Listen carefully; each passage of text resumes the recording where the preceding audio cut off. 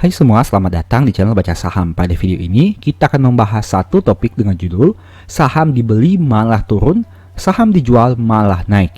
Ini solusinya. Tapi seperti biasa, semua pembahasan ini bukan rekomendasi dan hanya informasi.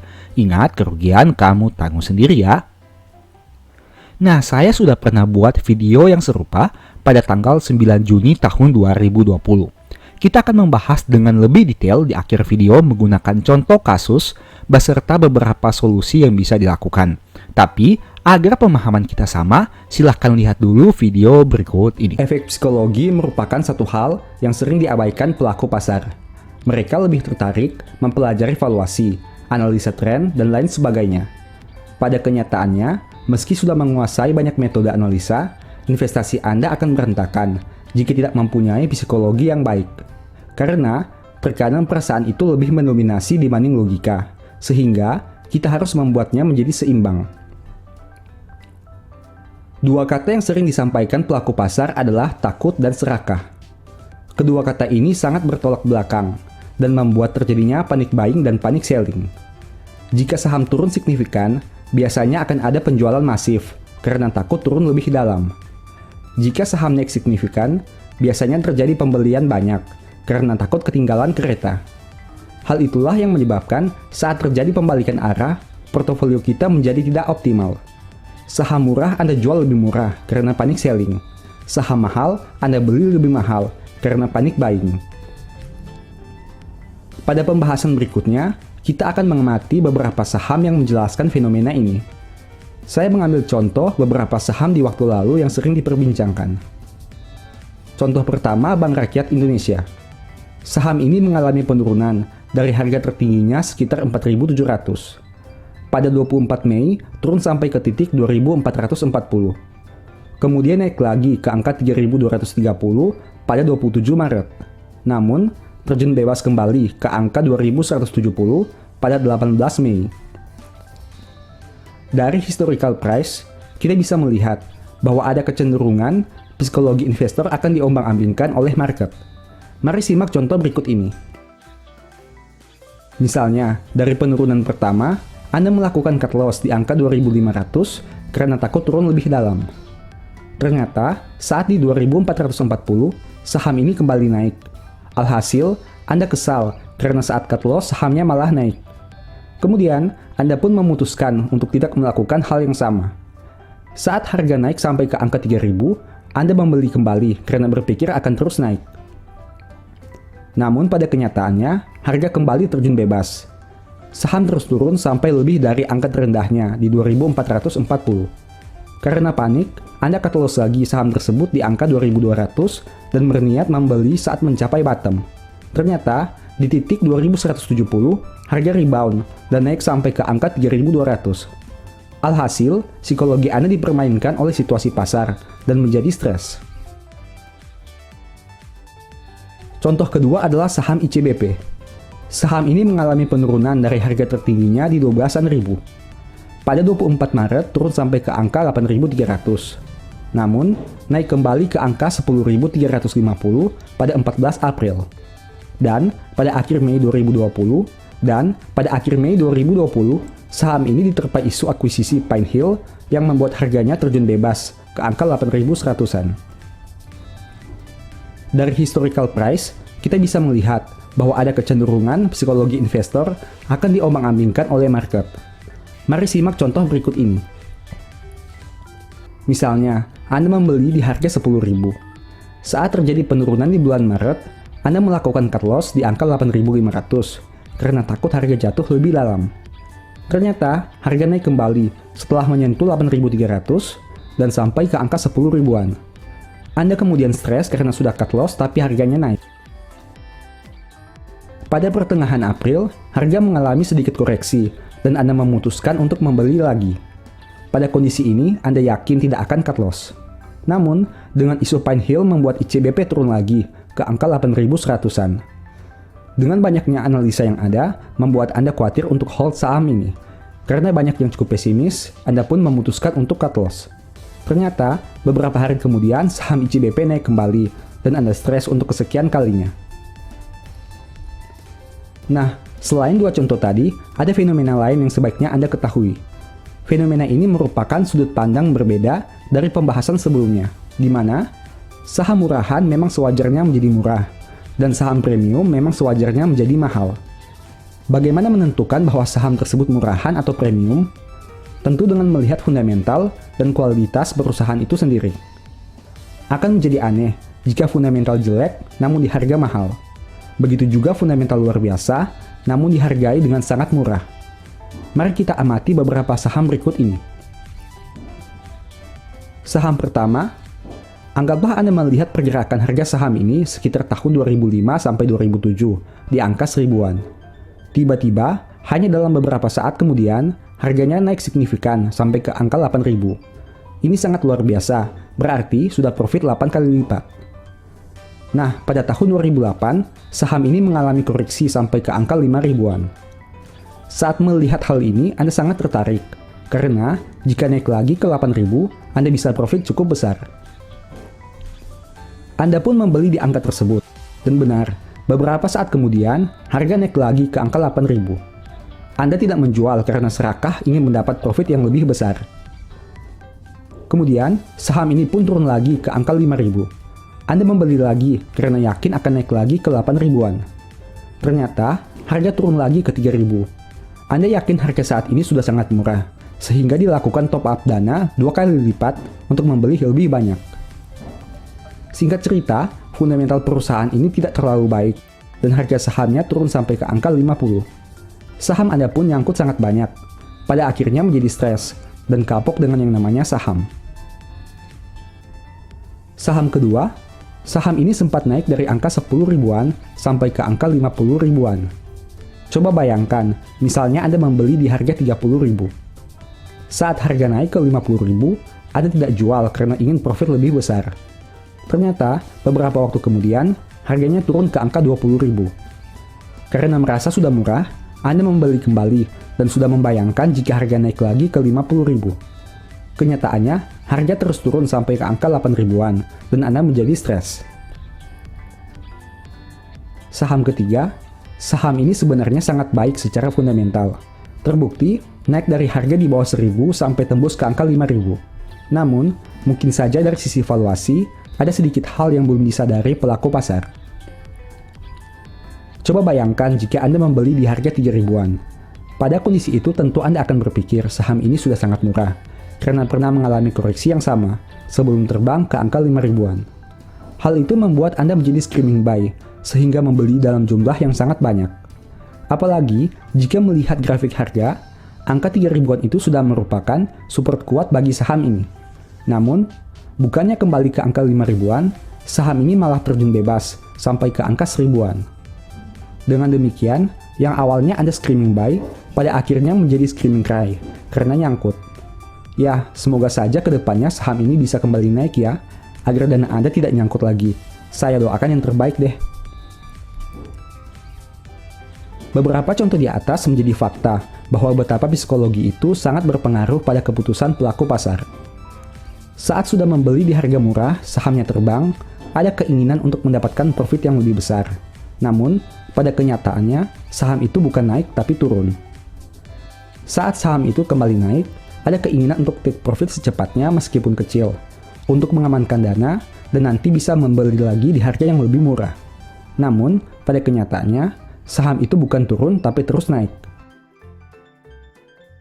Fenomena tadi sering membuat psikologi pasar menjadi naik turun dan dipermainkan oleh market.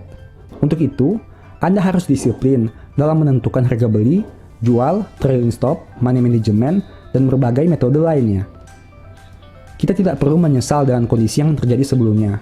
Cukup dijadikan pelajaran dan fokus dengan apa yang ada di depan. Ingat, Anda tidak bisa mengubah masa lalu, namun bisa menata masa depan menjadi lebih baik. Setiap orang punya berkatnya masing-masing, begitu juga di pasar modal. Jika Anda yakin dengan apa yang Anda lakukan, tidak usah terpengaruh dengan naik turunnya harga jangka pendek. Disiplin saja dengan plan yang sudah dibuat, dan nikmati prosesnya. Oke, setelah kamu nonton video tadi, ini beberapa tips yang bisa kamu lakukan. Yang pertama, cek lagi tujuan kamu beli saham. Apakah untuk capital gain, dalam hal ini tektok harga beli dan jual, atau untuk dividen, yang mana mengumpulkan lembar saham. Kedua, lihat saham yang kamu beli, apakah layak di hold dalam jangka panjang, atau harus dilepas sesegera mungkin. Hal ini terdengar klise dan sering diucapkan, tapi percayalah bahwa jika kamu tidak tahu terkait hal ini, maka mental kamu bisa dibikin naik turun di market. Ketiga, analisa lagi harga beli kamu. Apakah memang sudah tepat atau belum? Ada kalanya kita beli saham bukan karena pakai logika, tapi karena pakai perasaan. Saat naik, takut harganya semakin naik. Saat turun, takut harga berbalik naik. Alhasil jadinya nyangkut. Keempat, pelajari histori saham tersebut minimal dalam 10 tahun terakhir. Apakah berpihak kepada pemegang saham atau membuat pemegang sahamnya malah pusing? Nah, mari kita bahas satu persatu terkait 4 hal ini. Poin pertama, tujuan beli saham. Satu saham yang sama dengan tujuan yang berbeda akan menghasilkan strategi yang berbeda juga. Misal, ada orang yang beli BBRI untuk invest jangka panjang dan menunggu capital gain yang besar, bahkan beggar. Ada juga yang beli saham ini untuk dividen investing dan memperoleh uang rutin setiap tahun. Tapi, ada yang juga beli BBRI untuk tektok jangka pendek dengan memanfaatkan selisih harga jual dan beli. Manakah yang paling bagus? Jawabannya tidak ada. Setiap metode punya plus minusnya masing-masing dan harus disesuaikan dengan profil resiko kamu. Misal, ada orang yang beli saham hanya untuk menerima dividen, berarti mereka hanya mendapat uang 1-2 kali dalam setahun saja. Tapi, orang yang beli saham untuk tektok jangka pendek akan mendapat uang yang lebih sering. Di sisi lain, orang yang beli saham untuk menerima dividen tidak akan pusing dengan naik turun harga dalam jangka pendek selama fundamental perusahaan tidak berubah signifikan. Tapi, orang yang tektok jangka pendek mungkin sesekali akan cut loss karena penurunan harga saham. Jadi, baik itu dividen investing maupun pencari capital gain jangka pendek, keduanya memiliki poin plus minusnya masing-masing. Nah, kita ambil sebagai contoh. Di sini ada 3 kondisi yang mana kita akan lihat dari sisi plus minusnya. Yang pertama, bagi yang tektok jangka pendek. Kamu bisa lihat sini, ini merupakan saham ADRO. Apabila kamu tektok jangka pendek, mungkin saat melakukan pembelian pada titik ini dan harganya turun sampai ke titik ini, kamu mungkin sudah melakukan cut loss karena terjadi penurunan yang sangat signifikan. Tapi, apabila kamu tektok jangka pendek yang berada pada kolom yang berwarna hijau ini, kamu akan memperoleh keuntungan yang konsisten dari waktu ke waktu karena harga sahamnya memang dalam jangka panjangnya mengalami kenaikan yang sangat signifikan. Poin kedua, invest jangka panjang. Bagi kamu yang membeli saham pada kotak berwarna merah ini dan hold jangka panjang, kamu akan mengalami penurunan harga saham yang cukup signifikan selama beberapa waktu. Tapi kemudian akan terjadi kenaikan harga yang sangat signifikan sesuai dengan tabel yang berwarna hijau ini. Untuk kondisi ketiga, dividen investing. Mereka yang membeli saham ini dengan konsep dividen investing tidak akan peduli terhadap naik turunnya harga saham selama fundamental perusahaan masih terus bertumbuh. Nah, di sini teman-teman bisa lihat, sejak tahun 2020 hingga tahun 2023, dividen per share ADRO adalah 1.169. Dan jika kita membeli saham ini pada harga di tahun 2019 sebanyak 1.200-an dan hold hingga saat ini, maka persentase profit yang diperoleh mungkin sekitar 116%. Dan total dividen yang dibagikan sudah balik modal sekitar 96% jika dibandingkan dengan harga pembelian di tahun 2019. Nah, dari 3 metode ini, kamu silahkan pilih kamu ingin metode yang mana. Apakah tektok jangka pendek, invest jangka panjang, atau dividen investing. Poin kedua, cek kondisi perusahaan. Kalau kamu mau hold saham jangka panjang, pastikan dulu kinerja keuangannya memang bisa dipercaya. Jangan berjudi dengan hold saham-saham yang punya kinerja mengkhawatirkan karena hal itu bisa membuat kamu galau di kemudian hari. Sebaliknya, jika saham tersebut punya kinerja yang bagus, laba stabil tumbuh, hutangnya wajar, rutin bagi dividen tahunan, dan punya manajemen yang baik, meskipun saat ini sedang floating loss, tapi jika kamu beli di harga yang masuk akal, tidak ada salahnya jika di hold jangka panjang. Toh kamu tetap dapat dividen setiap tahun sebagai uang tunggu. Sederhananya, coba lihat 2 contoh saham berikut ini, yang mana yang akan kamu hold dan yang mana harus segera di cut loss. Saham pertama, labanya terus mengalami penurunan dari tahun ke tahun, dari yang awalnya 118 miliar turun menjadi rugi 60 miliar, dan kemudian turun menjadi rugi 7,7 triliun rupiah. Sedangkan saham kedua, labanya terus mengalami peningkatan dari 31,4 triliun, 40,7 triliun, dan kini 48,6 triliun rupiah. Mudahnya seperti ini. Dari dua saham ini, yang mana yang akan kamu hold dan yang mana yang akan kamu cut loss. Poin ketiga, cek lagi harga beli kamu. Simpelnya, cek saja apakah harga beli kamu masih wajar atau sudah mahal. Jika masih wajar dan masih sesuai dengan planning, di hold saja. Tapi jika memang terlalu mahal, secepat mungkin di cut loss. Ada banyak metode yang bisa digunakan untuk menilai harga suatu saham. Entah itu menggunakan fundamental seperti valuasi per PBV, atau teknikal, atau dengan metode support resistance, bandarmologi, dan lain sebagainya. Mari kita bahas contohnya. Misalnya di sini teman-teman bisa lihat ada chart suatu saham. Dan misalnya teman-teman membeli saham tersebut pada kotak yang berwarna biru ini. Pertanyaannya, apakah yang akan teman-teman lakukan jika terjadi penurunan harga saham yang signifikan? Jawabannya, mungkin saja akan segera cut loss. Kenapa? Karena harga beli teman-teman sudah berada pada harga pucuk dibandingkan harga historis saham tersebut. Kasus kedua, misalnya ada saham dengan valuasi seperti ini. Teman-teman bisa lihat, PER-nya minus 3,3 kali dan PBV-nya minus 0,21 kali. Apabila harga sahamnya terus mengalami penurunan, apakah yang harus teman-teman lakukan? Tentunya PER yang minus menandakan bahwa perusahaan mencatat kerugian, dan PBV yang minus menandakan bahwa ekuitas perusahaan minus. Nah, dengan kondisi seperti ini, apakah teman-teman masih berani untuk memegang saham ini dalam jangka panjang? Poin keempat, apakah perusahaan berpihak kepada pemegang saham? Beberapa cara untuk menilai hal ini adalah dengan melihat tindakan manajemen yang biasanya dilakukan. Misal, saat harga saham turun signifikan, apakah manajemen perusahaan peduli dan mengambil tindakan misalnya dengan buyback dan lain-lain? Apakah perusahaan rutin bagi dividen? Jika labanya besar, adakah yang dibagikan kepada pemegang sahamnya? Selain itu masih banyak lagi cara yang bisa dilakukan untuk menganalisa. Ini merupakan beberapa contohnya. Teman-teman bisa baca di sini bahwa ADRO melakukan buyback saham sekitar 4 triliun rupiah. Saat itu terjadi, harga saham ADRO terus mengalami penurunan. Sehingga, salah satu tindakan yang bisa dilakukan oleh manajemen adalah dengan melakukan buyback saham agar penurunan harganya tidak semakin dalam dan akhirnya mengalami penurunan yang sangat signifikan. Nah, untuk contoh berikutnya. Di sini, di sebelah kanan, ada 9 saham bagus yang konsisten bagi dividen selama 15 tahun. Itu artinya selama 15 tahun terakhir, 9 saham ini konsisten bagi dividen setiap tahun. Saat mereka mencetak laba, mereka juga tidak lupa kepada pemegang sahamnya dan memberikan imbal hasil dalam bentuk dividen. Kedua contoh ini merupakan contoh perusahaan yang berpihak atau peduli kepada pemegang sahamnya. Bukan hanya semata-mata memperoleh pendapatan dari IPO yang mereka lakukan, tapi juga mereka peduli terhadap pemegang saham mereka. Takut dan serakah tidak bisa dihilangkan dari bursa saham, tapi bisa diminimalisir dampaknya. Berusahalah berpikir selogis mungkin dan mempertimbangkan profit dan risiko sebelum mengambil keputusan.